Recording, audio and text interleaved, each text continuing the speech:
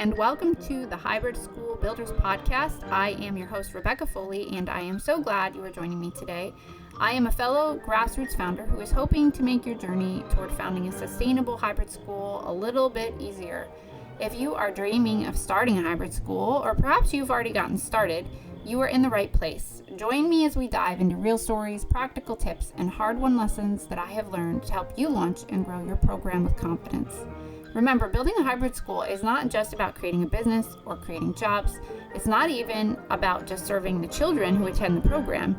It's literally about reshaping the landscape of education, and we can do that one community, one entrepreneur, and one program at a time.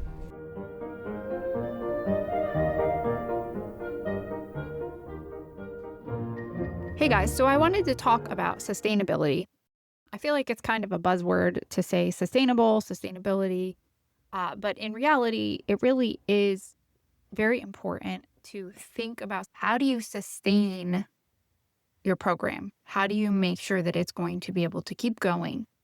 So some of this might sound a little obvious, but it is one of these things that unless you're proactive about it, sometimes you just don't realize that these pieces aren't all in place. So what are the things that are really necessary to have in place in order to have a sustainable program?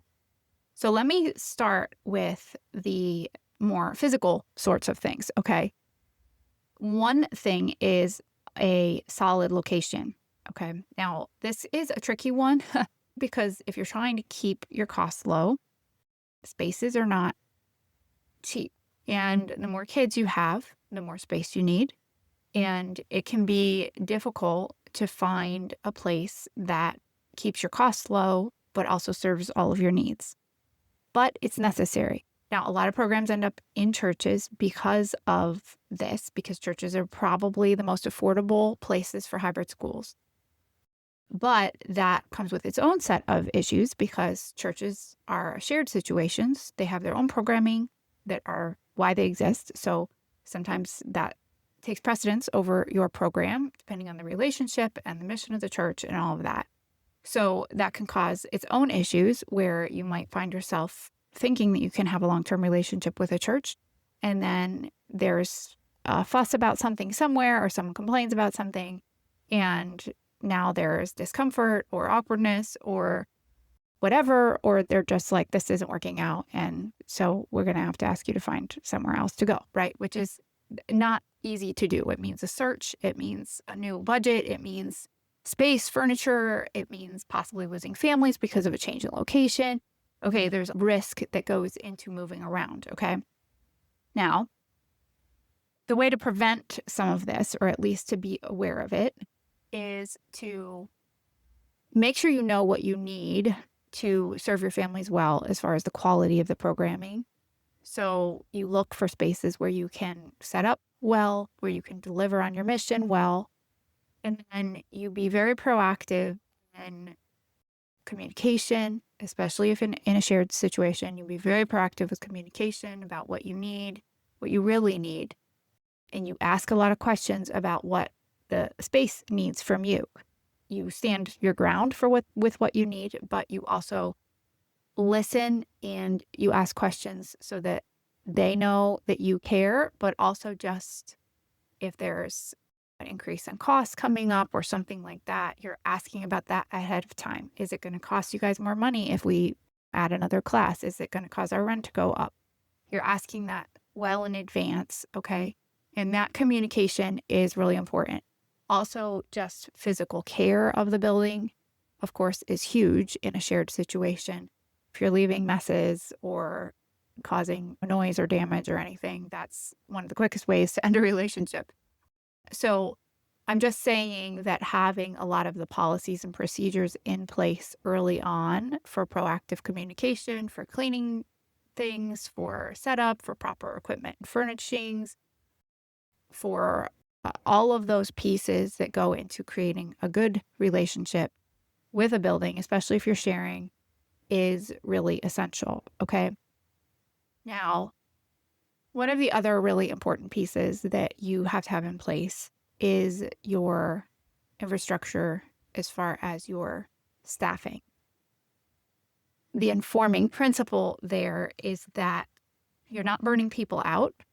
You're having all of the staff you need and everything is getting done and people are getting paid well, but not just monetarily, but they're also having a good culture to work for. They care about why they're there and what they're doing, and their morale is up and they feel supported and they feel like the resources that they need are in place. These are just really important prep pieces and leadership pieces that as a founder and as a director, you want to be developing and planning for, because again, your teachers, your staff are your most valuable resource, really.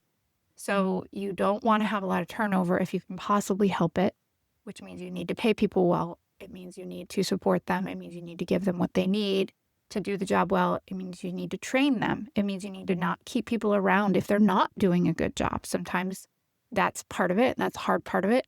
But if they're not delivering on the mission or they're just not doing the job well, you need to be able to pull them out and not just have them stick around for years and years. Obviously, you're not just firing people left and right if they make a mistake or something like that. This would be a long process of hopefully supporting them, barring certain circumstances, but supporting them, figuring out what's going on, offering them everything they need, all of that, giving them the benefit of the doubt for a while first. And if they're still just not able to deliver, then being able to remove them, okay?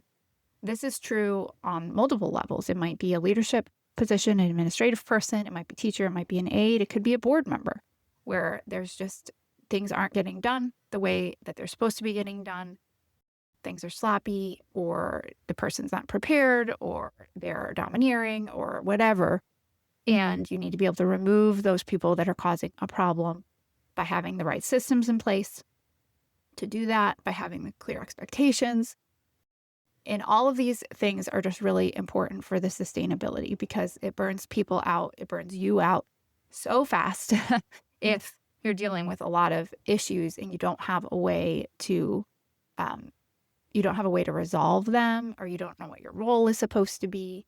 So building that infrastructure, clear expectations, clear communication, training, it really is important for sustainability.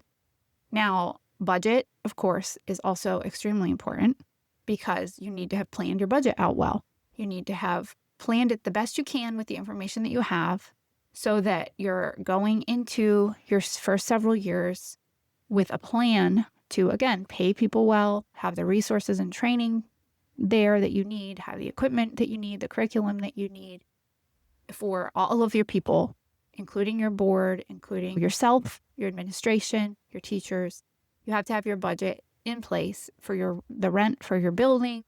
All of those things have to be in place by planning it well. And that means the preparation on your part as a founder and as a director. Okay, so you have to have that in place, but you can learn these things and you're not going to know all of it.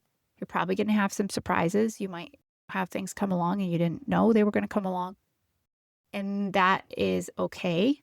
But you plan for the surprises in the sense that you put in cushions and have plan B for if this doesn't work out, what am I going to do? If I don't get everything that I need from this source or I don't fill my classes, what's my plan for that? And you're not just scrambling.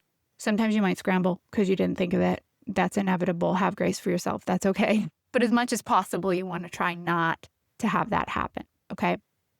So part of that now is don't burn yourself out. And I've said this so many times, don't burn yourself out in the sense that don't work for free for years. Don't wear a million hats. Don't do something that you're really bad at or that either that you're poor at or that you can manage, you can do it, but you don't enjoy it. You find it extremely difficult to do, very draining to do. Don't fill your time with those things because then you're going to burn out. Okay. And that's true for all of your team. You want to make sure that you understand where people's strengths are, that you're equipping them and equipping yourself to flourish and to thrive in the areas that you know that you're good at. So whatever you have that passion for, whatever your gifts are, put yourself in that place. That's really important, especially as a founder. It's a little easier possibly for staff members, because you hire a particular position. Hopefully you have a job description. You say, this is what this person does, and then this is what you hire them for. And you look for a good fit. And for the most part, hopefully you're choosing good people for those positions. But even then, you need to keep tabs on it and make sure that the person isn't getting burnout, or they're not filling their time with something that they thought they were supposed to be doing, but they really don't need to be doing, or they're not using a strength, and they're just that you don't want to do that with your team either. But for a founder, especially, because you often do have to wear a lot of hats in the beginning, and that's just kind of necessary because you don't have the money to hire everybody out right away. It can be a little too easy to stay in that position and burn yourself out, especially if you're like, I'm going to make sure everybody else gets paid. So I'll just wear this hat, extra hat, 10 of them on top of my head, and do it for 3 or 4 or 5 years. And you just burn yourself out. Okay. That's not sustainable. All right. So you're building as much as possible sustainable, having the proper staff positions clearly described with all the resources that they need to do their job well, a good culture, the morale, the reasoning behind why they're doing what they're doing. All of that helps keep stability in the staffing, doing your prep as far as what positions do I actually need. Like if you need cleaning help, if you need aides, if you need administrative help, secretarial help, administrative help, you need to hire out the payroll. Like knowing what those things are so that someone else who's good at the job can do the job, even if it's just 1 hour a week or something. And then everyone is working in their area of strength, helps a whole lot with keeping a really sustainable and solid program. And of course, doing that for yourself, making sure that your budget is set up. Now, the other end of that budget, and this is, again, obvious, but it's really very important that you know where your money is coming from and you understand the reality and the feasibility of your plan for where your money is coming from. So this starts with making sure that the market is validated, in the sense that whatever this plan is that you have when you're first starting out, this vision that you have, that you're doing it in a place where people want it and where they're able to pay for it. And that might be a vision, like a particular philosophy or whatever, but it's also like the specifics going right into a budget, right? Is it 2 days? Is it 3 days? Is it 12 hours? Is it 18 hours? How big are the classes? You have to have some sense of that first. You have to have some budget, and then you have to have some, tuition number. And then you need to go out and find out if people need this. Are they looking for it? Do they have the money? Do enough of them have the money? And that's that like market validation process, which again, it's kind of hard to guarantee. If we could guarantee these things, there would never be any risk in creating products or creating businesses. But there's almost always a risk, and you can't entirely remove that. But you start before you pour in a bunch of money, or hire people, or you get a whole bunch of yourself poured into this. You start by just making sure that there's some momentum and some interest in the program. But then you also make sure that you have a way to continue that as you go forward. Are you going to be able to continue to serve these students? Or do they know what the expectation is going into the upcoming years? If you're not going to be able to serve them for several years, like if it's just a limited number of years, where are new students going to come from? Are there enough of them? And are they all able to pay? This is very important. Fundraising, if you're a nonprofit, this is perhaps even more, I won't say it's more important. It's not more important, but depending on how big a part of your budget it is, the feasibility of fundraising, who's going to do it, how much time is it going to take, not just who's going to conduct the fundraisers, but also who is being drawn upon for the money. Is it your families? Is it outside donors?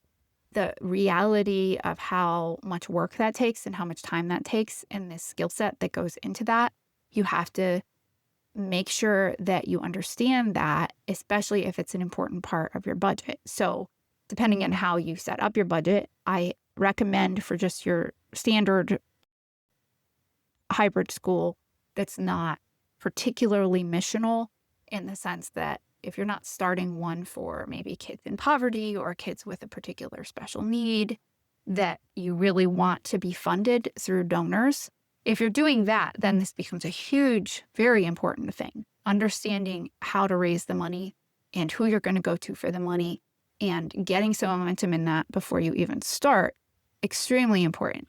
If it's more of a standard, typical, just another choice in the market where people are able to pay tuition, and then I really recommend that you set up your budget so that the operating budget is funded by tuition and you just keep that a realistic number.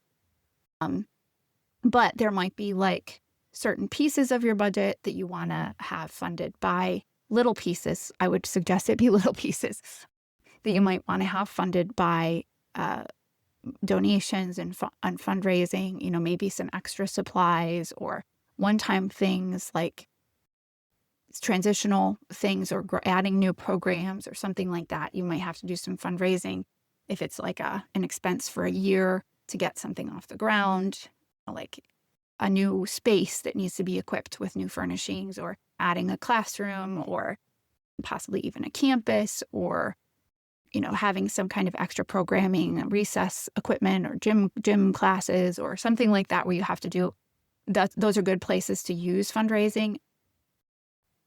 But who's going to do it? It's a lot of work. It takes a lot of time. It takes volunteers. Who's going to do that? And if you have anything really large, like a building campaign, right, which is one of the biggest things that a nonprofit can do, and you're trying to raise a down payment or something like that, or $1 million or something, that takes a massive amount of time and staff and donors. And if you don't have, which most small hybrid schools, if you do, good for you. You're very lucky if you have some big donor who's like sitting there ready to give you a bunch of money. But most small-time grassroots people, you don't have somebody with $1 million or hundreds of thousands or even $500 who's just giving you money, right? And that is what you need to have a building campaign, okay? So if you don't have a whole bunch of donors who have been giving you money for years and you know that they have a lot of money and they really care about what you're doing and you're already in relationship with them and they are already there, doing a building campaign and raising $1 million is probably not going to happen, okay? Not without staff working at it full time and some established donors or just a really good stroke of good luck. But you don't want to count on that, okay? So you have to be very realistic about that. In your plan for your sustainability, you have to make sure that your plans are feasible with the resources and the reality of what's really happening, okay? So sustainability is really about how the program's going to be sustained. It takes physical space that's solid as much as possible, not just physically solid, which hopefully is a given, but also that it's predictable. You know that you're going to be able to be there for a certain amount of time, a certain lease length.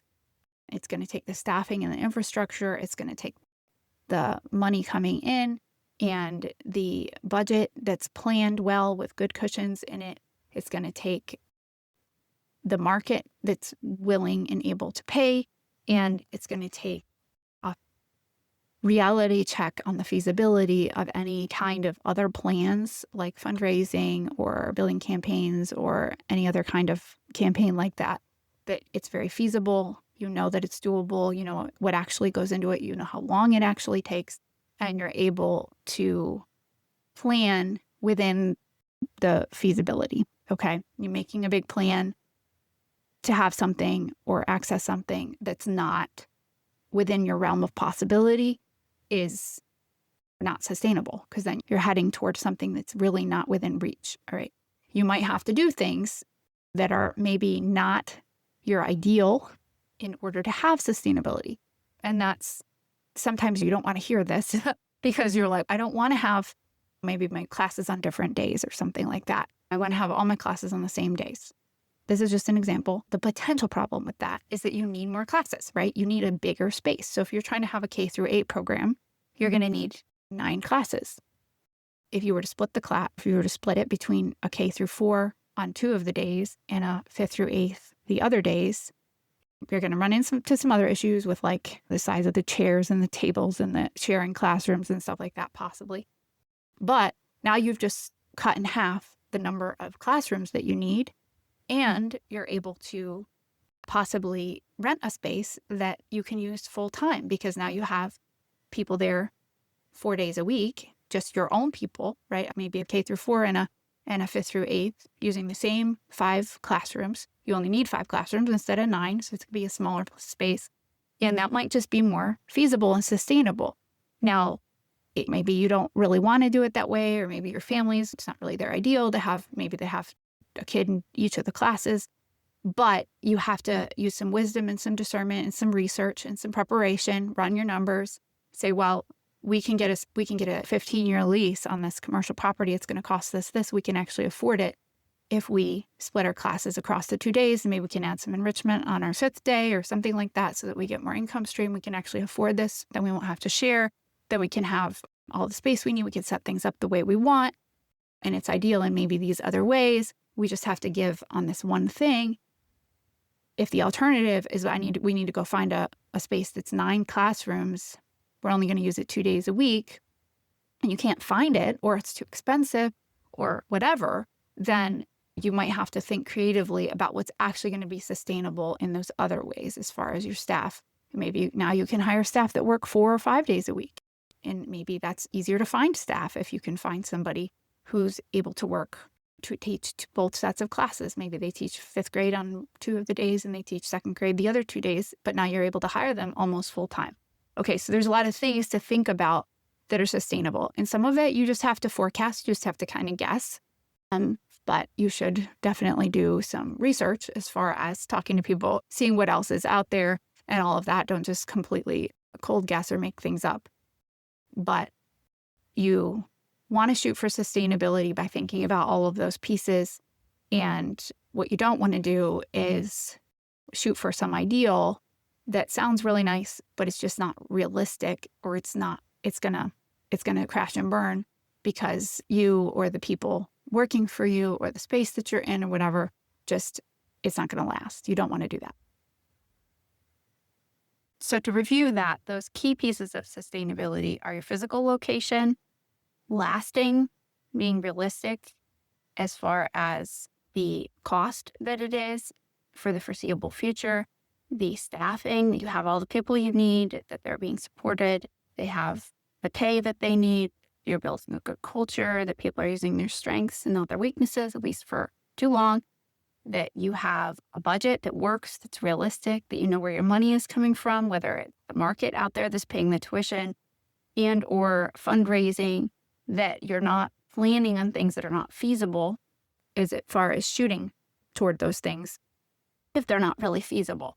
Now, I will say that there's nothing wrong with having big dreams or big plans or shooting for something that's difficult or is going to take maybe a lot of effort.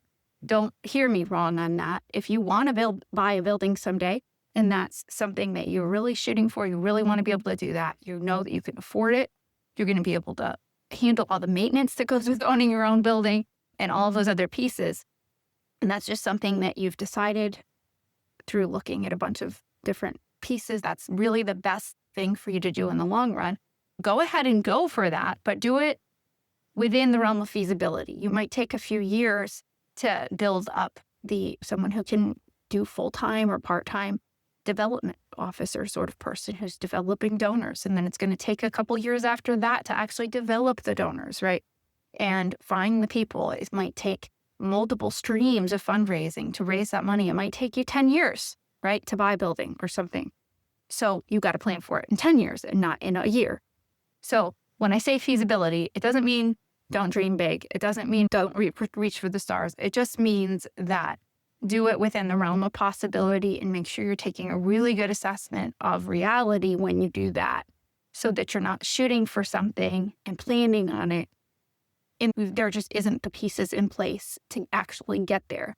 And you're maybe ignoring the things that could solve your problems, maybe your immediate problems right now that are actually feasible.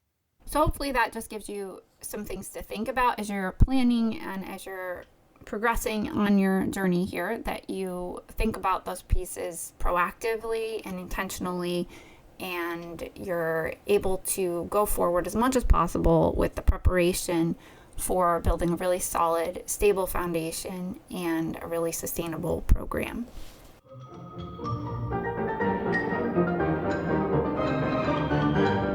Thanks so much for listening today. Don't forget to subscribe and make sure you check out the resources I am developing at startahybridSchool.com. Send me an email anytime. I would love to hear from you. Until next time.